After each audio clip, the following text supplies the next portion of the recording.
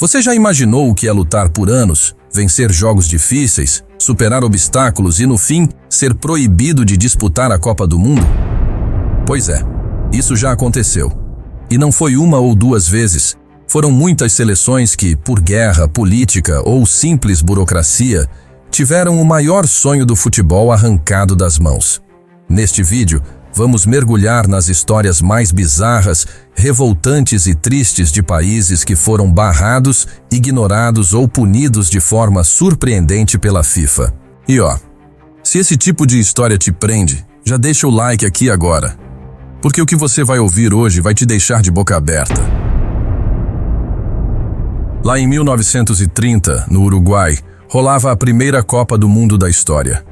Um momento simbólico que daria início a um dos maiores espetáculos esportivos do planeta. Mas você acredita que vários países europeus simplesmente viraram as costas para esse evento histórico? Eles se recusaram a atravessar o Atlântico de navio para disputar um torneio que, na época, era visto como um experimento sem importância. A logística era difícil, o custo era alto e o prestígio quase nulo. Só que o orgulho sul-americano não esqueceu essa ausência, e o troco veio rápido. Em 1934, quando a sede foi para a Itália, foi o Uruguai quem decidiu dar o recado. Atual campeão mundial, os uruguaios boicotaram a competição como forma de protesto. E essa atitude entrou para a história.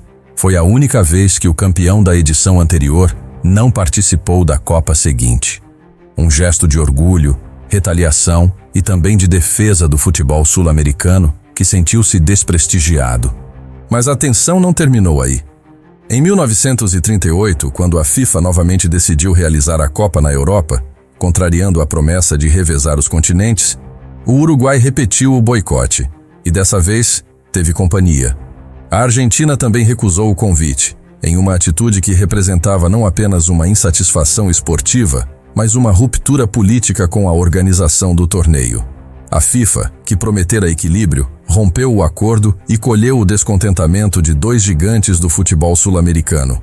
Esse capítulo ainda gera debates entre historiadores, porque ele mostra que a Copa do Mundo desde o começo foi muito mais do que futebol. Foi palco de embates diplomáticos, vaidades e disputas de poder que moldaram o futuro do esporte. A Espanha também ficou de fora da Copa de 1938. E os motivos são tão complexos quanto dramáticos.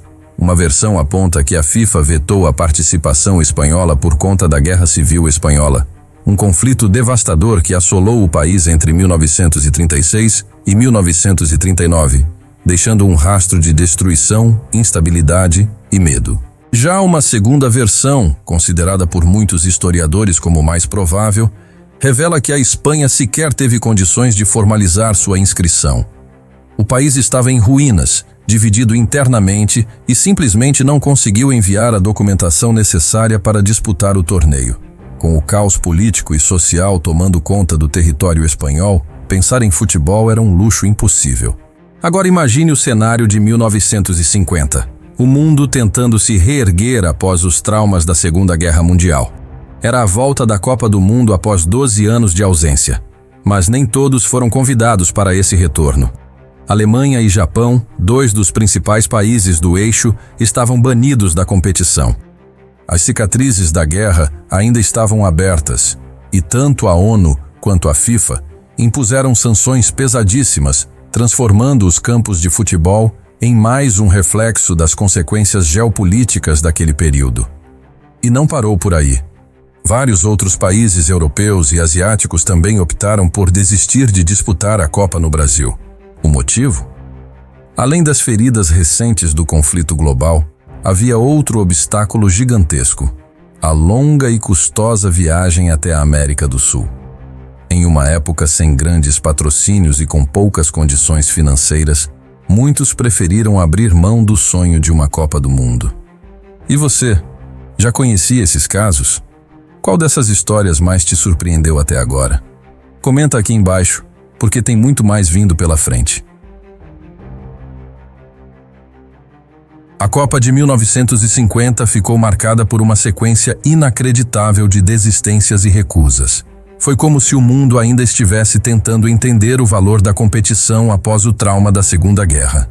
Síria, Turquia, Áustria, Portugal, Escócia e Índia, todos eles abriram mão de disputar o maior torneio de seleções do planeta, por motivos que variavam entre problemas logísticos, desorganização, falta de interesse e até questões financeiras. Mas o caso da Índia se tornou um dos mais famosos e também um dos mais mal interpretados. Muita gente acredita que o país teria desistido da Copa porque a FIFA proibiu os jogadores indianos de atuarem descalços, como fizeram nas Olimpíadas de 1948. A imagem de um time inteiro jogando descalço já virou lenda, mas a verdade é que essa regra só foi oficializada pela FIFA em 1953, ou seja, 3 anos depois daquela Copa. O verdadeiro motivo da desistência indiana foi muito mais cruel e triste: a falta de recursos financeiros. O país não tinha dinheiro para bancar toda a logística de viagem até o Brasil, um percurso caro e demorado, especialmente em um período em que patrocínio era quase inexistente e apoio governamental ao futebol era mínimo. Ou seja, foi a pobreza e não a chuteira que tirou a Índia da Copa do Mundo. No fim das contas, todas essas desistências criaram uma situação histórica. A Copa de 1950, originalmente planejada para ter 16 seleções, acabou sendo disputada por apenas 13 times. Uma redução que impactou profundamente o formato do torneio e o andamento da competição, e que ajuda a explicar por que aquele Mundial teve um dos desfechos mais icônicos e dolorosos da história do futebol brasileiro. Em 1958, a África do Sul foi oficialmente barrada da Copa do Mundo pela primeira vez, e o motivo era uma ferida aberta e vergonhosa: o regime do Apartheid. Um sistema de segregação racial que não só impedia a convivência entre brancos e negros, como também excluía atletas negros das competições esportivas nacionais. A FIFA, pressionada por entidades internacionais e por vozes que denunciavam as atrocidades do regime, decidiu banir a África do Sul, marcando uma posição política contundente no cenário esportivo global. Mas o que veio depois foi ainda mais inacreditável. Naquela edição, a FIFA destinou apenas uma vaga conjunta para os continentes da Ásia e da África, exigindo que os países disputassem entre si uma verdadeira batalha continental por esse único lugar no Mundial. Um sistema extremamente injusto que já mostrava o desprezo da FIFA pelas seleções fora do eixo Europa-América do Sul. E foi aí que uma sequência de recusas começou. Indonésia, Sudão, Egito, Turquia, Chipre, Taiwan e outros países simplesmente desistiram de participar das eliminatórias. Mas havia um motivo específico para isso. Nenhum deles queria enfrentar Israel. As tensões políticas, religiosas e territoriais entre o mundo islâmico e o Estado israelense estavam em alta. Nenhuma seleção muçulmana aceitava a possibilidade de legitimar Israel como adversário esportivo, e as desistências aconteceram uma atrás da outra. No fim das contas, Israel acabou se classificando sem jogar nenhuma partida. Mas aí surgiu um impasse.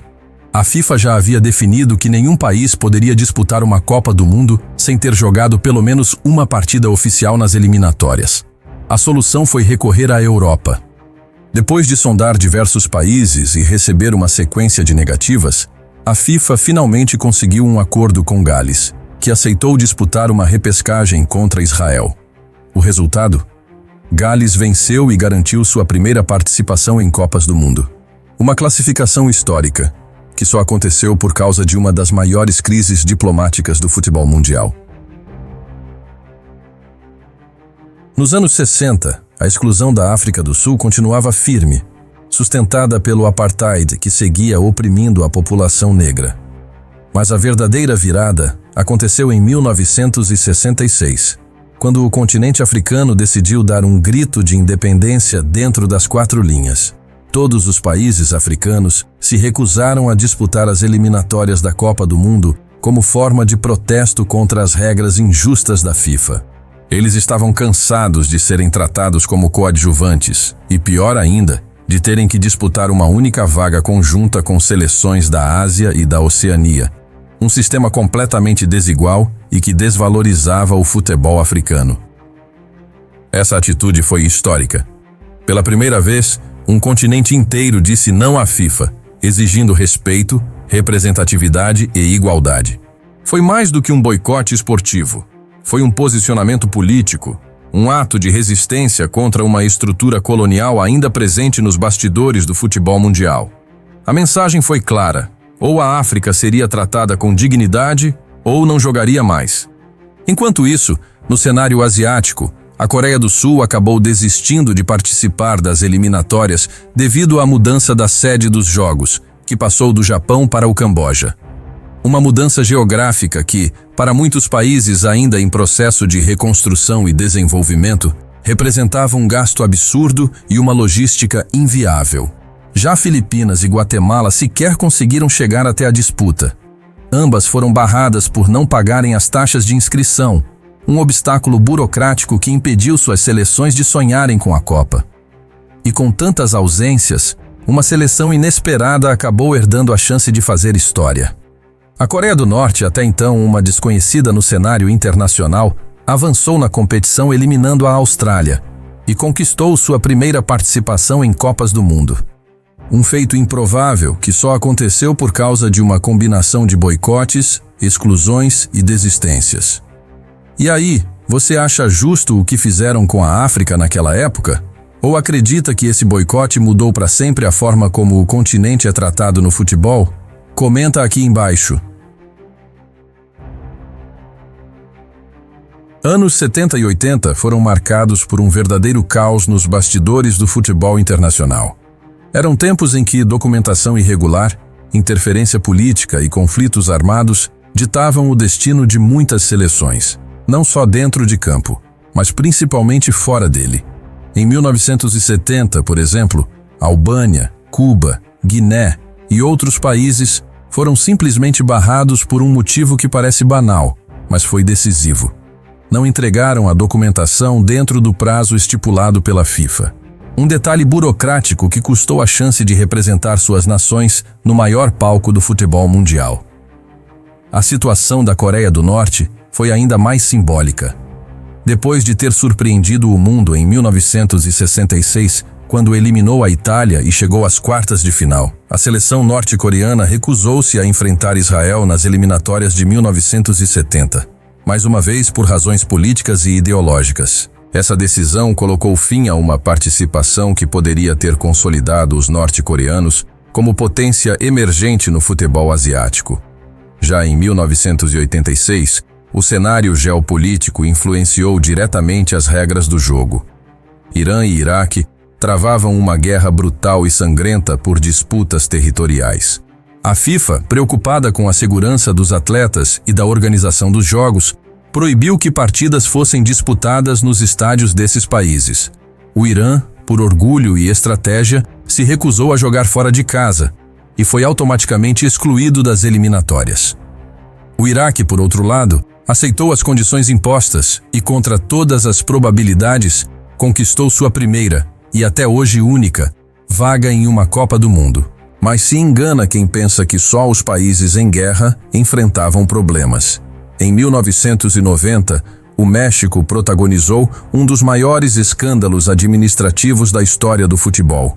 4 jogadores da seleção sub-20 participaram de um torneio usando idades adulteradas, numa tentativa clara de burlar o regulamento e obter vantagem. Quando a fraude foi descoberta, a FIFA não teve piedade. Baniu o México de todas as competições internacionais por 2 anos. O castigo foi pesado e histórico. A seleção principal ficou de fora da Copa de 1990, um golpe duríssimo para um dos gigantes do continente. Mas nada, absolutamente nada, supera o que aconteceu com o Chile em 1989. Foi um dos episódios mais vergonhosos, inacreditáveis e teatrais da história do futebol mundial. Durante uma partida decisiva das eliminatórias contra o Brasil, no Maracanã, o goleiro Roberto Rojas protagonizou uma farsa que até hoje choca quem ouve pela primeira vez. Ele simulou ter sido atingido por um rojão lançado da torcida. A intenção era simples e suja: forçar a FIFA a anular a partida e punir o Brasil. Mas havia um problema. Era tudo mentira. A investigação mostrou que o Rojão sequer chegou perto do goleiro. Ele próprio se cortou com uma lâmina escondida na luva, caindo no gramado com o rosto ensanguentado e enganando o mundo inteiro. Mas a farsa caiu. A FIFA descobriu tudo e não hesitou. O Chile foi suspenso de todas as competições internacionais por 2 anos, e Roberto Rojas teve sua carreira arruinada. Uma tentativa desesperada que manchou para sempre a reputação de uma seleção inteira. E se você quer ver essa história com mais detalhes, a gente tem um vídeo completo só sobre essa farsa do goleiro Rojas aqui no canal. O card já está aparecendo aí na tela e o link também está na descrição. Vale muito a pena conferir. É inacreditável. Na mesma época, a Iugoslávia também enfrentava seu próprio colapso. Por recomendação da ONU, a seleção foi barrada das competições internacionais devido às guerras internas que fragmentavam o país em várias novas repúblicas. Enquanto isso, Rússia, Ucrânia, Armênia, Bielorrússia e outros ex-integrantes da União Soviética também ficaram de fora da Copa de 94, ainda em processo de reconstrução, organizando suas federações e formando seleções independentes. Um capítulo de instabilidade global que teve reflexo direto dentro de campo. Em 2002, a Guiana foi impedida de participar das eliminatórias por um motivo que, embora pareça simples, diz muito sobre o abismo entre as seleções mais ricas e as mais pobres. Não conseguiu pagar as taxas exigidas pela FIFA. Um detalhe financeiro que custou caro, tirando a chance do país de disputar algo maior. Em 2014, foi a vez do pequeno Brunei ser barrado, mas por uma razão diferente. A FIFA identificou interferência direta do governo local na Federação de Futebol do país. Algo que é terminantemente proibido. A mesma punição caiu sobre a Indonésia em 2018, novamente por intervenção política interna.